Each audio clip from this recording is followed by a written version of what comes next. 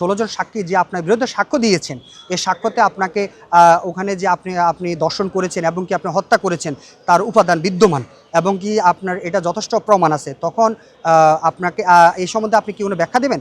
তখন আসামি ওই সময় একটা কথা বলে যে আমি দোষী, আমিও দোষী, ডলারও দোষী, আমাকে যদি সাজা দেন তাহলে ডলারকেও সাজা দেন, ডলার যাতে সাজা থেকে মুক্তি না পায়। এখন কথা হলো আসলে ডলারটা কে? এখন আসলে যদি একটা কথা বলি, ডলার একে তো কারেন্সি, আর দ্বিতীয় কথা হলো ডলার নামক অনেক বাংলাদেশে আছে।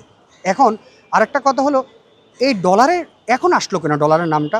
আমরা আসামি যখন বিজ্ঞ ম্যাজিস্ট্রেট আদালতে 164 দেওয়া হলো, 164 দ্বারা জবানবন্দি দেওয়া হলো, তখনও সে বলে নাই, তখনও সে তখনও সে ওই ডলার যে আসামি ছিল ওর নাম বলে নাই। এবং কি সে যখন পুলিশের কাছে গ্রেপ্তার হয় ওই সময় যখন তাকে জিজ্ঞাসাবাদ করা হয়, এই জিজ্ঞাসাবাদও সে বলে নাই।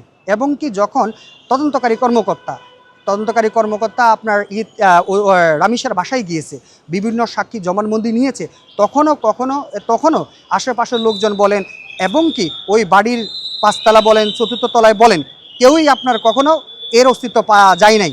সো এবং কি যে তাকে দেখেছে, অর্থাৎ গ্রিল কেটে সে বের হয় ওই বাসা থেকে, সেও ওকেই দেখেছে একমাত্র, অন্য কাউ কিন্তু সে দেখেনি। সুতরাং এই যে আজকে ডলারের নামটা নেওয়া হচ্ছে, এটা আসলে বিচারকে কালক্ষেপণ করার জন্য, বিচারকে প্রশ্নবিদ্ধ করার জন্য আসামিরা অন্য আসামিদের সলা পরামর্শে বা অন্য কারো সলা পরামর্শে এই কাজগুলো করে থাকে, যাতে তারা বিচারকে বিলম্বিত করতে পারে এবং কি যাতে সে আরও কিছুদিন বিচারটাকে আপনার অনেক দূরে নিয়ে যেতে পারে, আপনাদের মিডিয়ার অন্তরালে চলে যায়, এভাবে করে যাতে ন্যায় বিচার পেতে যাতে ব্যাক পেতে হয় বাদী পক্ষকে। এই জন্য সে আসলে সে কাল্পনিক একটা নাম ডলার উঠে এসেছে। আপনি জানেন ডলার উঠে এসেছে, আপনি জানেন অলরেডি আপনাদের মতো যারা মিডিয়া আছে, প্রেস মিডিয়া আছে, তারা কিন্তু ওই অঞ্চলে গিয়েছেন, তারা বলেছেন তাদের ওই অঞ্চলে যাওয়ার পরে তারা বলছিলেন ডলার নামক এখানে কেউ থাকে না, থাকলেও একজন আছে সেটা নেশাখোর, বাট ওর সাথে ওর কোনো রকম সম্পর্ক নাই।